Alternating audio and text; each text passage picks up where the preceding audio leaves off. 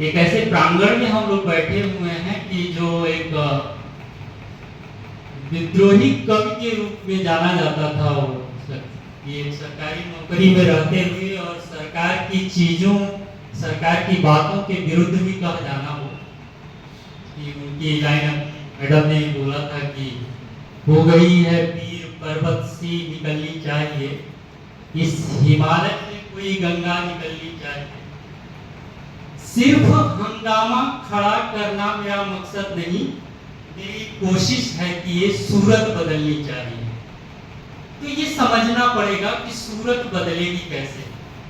हम लोग कुछ हो गए हैं, हम लोग किसी गलत दिशा में बैठ गए हैं, जो हमें होना चाहिए था उससे इधर बैठ गए हैं कहीं। आप सारी चीजें देख लीजिए कि क्लाइमेट चेंज जो चल रहा है, मैं 2015 में भोपाल में आया था और 2015 के क्लाइमेट और अभी के क्लाइमेट में एक अंतर दिख रहा है, जो साफ साफ दिख रहा है कि हो क्या रहा है, चल क्या रहा है। और इस पे बड़ी एक समस्या ये है कि कोई बात नहीं कर रहा है, कोई बात करना नहीं चाह रहा है कि ये मुद्दा ऐसा है, इस पे बात किया जाए, इसको समझा जाए। और आप सब जो यहाँ छात्र बैठे हैं, हमको लगता है कि जो हमसे नहीं कहा गया वो हम आपसे कह पाए कि जिज्ञासा करना बहुत जरूरी है। हम लोगों को समझना, भले किसी को मानते हो, उसके ऊपर भी प्रश्न करने की एक सहजता हमारे भीतर आ जानी चाहिए। जब तक वो नहीं आएगा हमारे, क्योंकि मेरे भीतर कोई बैठा है जो कुछ समझना चाह रहा है, तो वो समझने के लिए चाह रहा है कि कोई कुछ बताए, कोई कुछ कहे। खोजिए ऐसे लोगों को जो सही में उन चीजों को बताए और कह रहे हों। सोशल मीडिया अभिशाप भी बन गया है, उसके पीछे कारण यही है कि हम शुभता की ग्राह्यता को समझ नहीं पा रहे हैं कि शुभता कहते किसे हैं। हर इन्फ्लुएंसर जो है वो कुछ आके कह जा रहा है और हमको लगता है कुछ नहीं सुन रहा है, फिर उससे बोर होते हैं।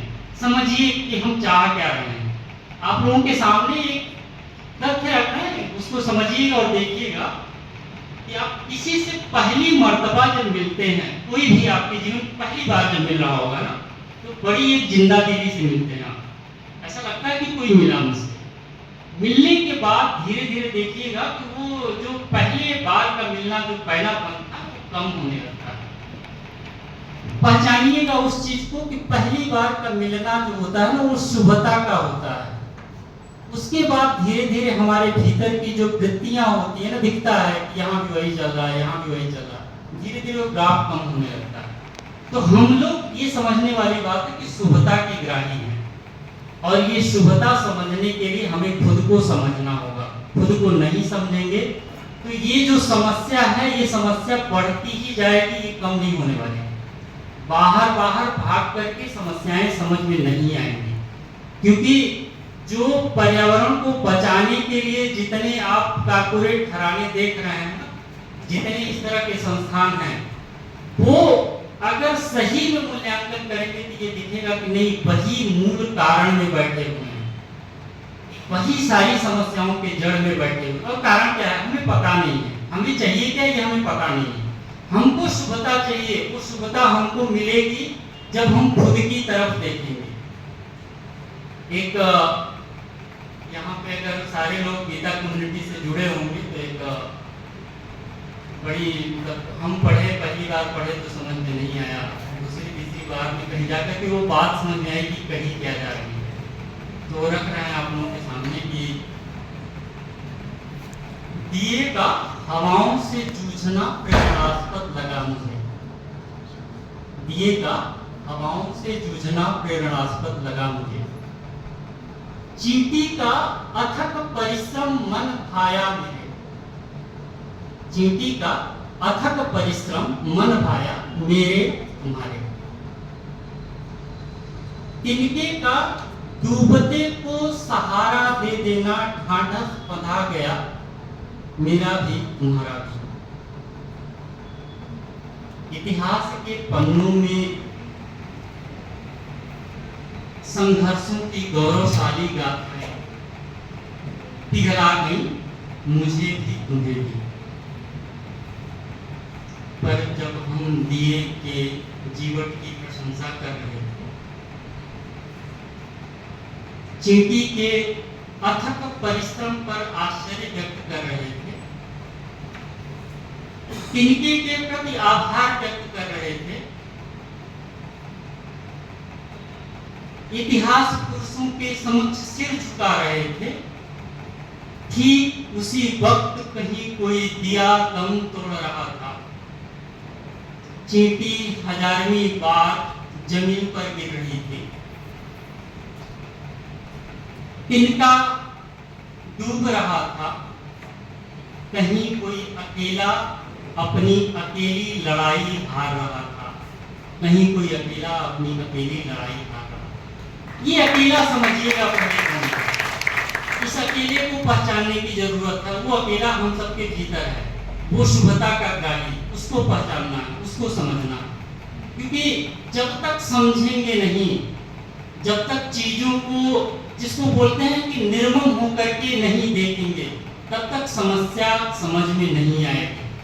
हमको शरीर, समाज और संयोग सिखा दे रहा है ये एक बीमारी को पहचानना है। इस पहचानने के लिए हम एक सरकारी सेवा में हैं और रहते हुए ये लगा कि कुछ चीजें ऐसी चल रही हैं, तो उसको समझने के लिए सही में कैसे समझा जाए। तो सही में समझने के लिए जो मेरे भीतर वृत्तियां हैं, वही वृत्तियां हर आदमी के भीतर होंगी, ये बात समझना बहुत जरूरी है। मेरे भीतर लोभ है, मेरे भीतर हिंसा है, मेरे भीतर करुणा नहीं है, तो यही चीजें सबके भीतर चल रही होंगी, इस बात को समझना। और यही कारण है, खुद को न समझने का ही कारण है क्लाइमेट चेंज। ये पुस्तक आप लोगों के पास आई हुई है, इसको पढ़िएगा, ले जाइएगा और इसमें 11वां चैप्टर, 11वां जो इसमें अनुक्रमणिका है उसको पढ़िएगा, देखिएगा वहां कुछ बात कही जा रही है। उसमें कोई बात नहीं कर रहा, उसको निर्मम होकर के उसका विश्लेषण करिए। आप सब कह क्या रहे हैं, वहां बताया क्या जा रहा है, समझाया कैसे जा रहा है। क्योंकि आप अगर तथ्यों पे जाएंगे तो क्योटो प्रोटोकॉल हुआ था 1990 में मैडम, और क्योटो प्रोटोकॉल की हालत ये है कि हमको लगता है कि उसको बातें ही खत्म की हो गई, कोई सुनने वाला नहीं है उस चीज को। सुनेगा क्यों? क्योंकि हमको अपनी मनमानी करनी है। किसको सुनाने जाओगे? अगर मेरे ही भीतर कोई राक्षस बैठा हुआ है तो आप किसको समझाओगे? कहते रहो, आप बताते रहो, हम करेंगे भाई, यही तो चल रहा है ना। आप बताते रहो, कहते रहो, हम करेंगे, वही करेंगे। तो ये सारी चीजें अगर बोध के केंद्र से उठेंगी तो निश्चय ही उसका कुछ न कुछ शुभता का परिणाम होगा। अगर केवल अंधेपन से निकलेगा तो उसका कोई परिणाम नहीं। बस बात ये है कि समझने लायक ये है कि गीता में जब कृष्ण पूरी बात कह जाते हैं, ज्ञान देते हैं, उसके बाद अर्जुन को ये बात समझ में आती है कि हम लोगों को बोध और प्रेम ही ज्यादा जरूरी है। उसके लिए वो कृष्ण से प्रश्न करते हैं कि अथ केन प्रयुक्तोऽयं पापं चरति पुरुषः अनिच्छन्नपि वार्ष्णेय बलादेव नियोजितः। बोध और प्रेम ही जब मनुष्य के निज धर्म है, मनुष्य किसके विवश हो करता पाप कर्म है। क्योंकि धरती जल रही, ये हम लोगों के भीतर का पाप है, इसको समझने के लायक है। तो उसको समझाया है कृष्ण ने कि काम ऐसा, क्रोध ऐसा, रजोगुण समुद्भव, महाशनो महापापमा विद्ध एनमिह वैरिणम। कि काम से ही क्रोध, काम को समझिएगा आप लोग, काम को जिसपे होता है ना कि काम के ऊपर ही रिसर्च कर डालने लायक है कि ये काम है क्या चीज। और यही सब कारण है सारी क्लाइमेट चेंज। देख लीजिए, जो भी है, जो भी चीजें बाहर विकृतियां दिख रही, उसके पीछे काम है। काम से ही क्रोध उठता, काम मूल विकार है। काम ही के अधीन हो जगता सब संसार है। ये कृष्ण की बात है। जब तक ये बात समझ में नहीं आएगी तब तक हम लोग समस्या को सही से समझ नहीं पाएंगे। आप सब युवा हैं, आप लोगों से आग्रह है कि बोध की बातों को पहले तो जीवन में उतरने दें। पढ़ना बहुत जरूरी है, शिक्षा बहुत जरूरी है, लेकिन उसके साथ साथ विद्या का आना भी बहुत जरूरी है। शिक्षा और विद्या में भेद करना ये हम लोग सीखें। बहुत बहुत धन्यवाद आप लोगों का।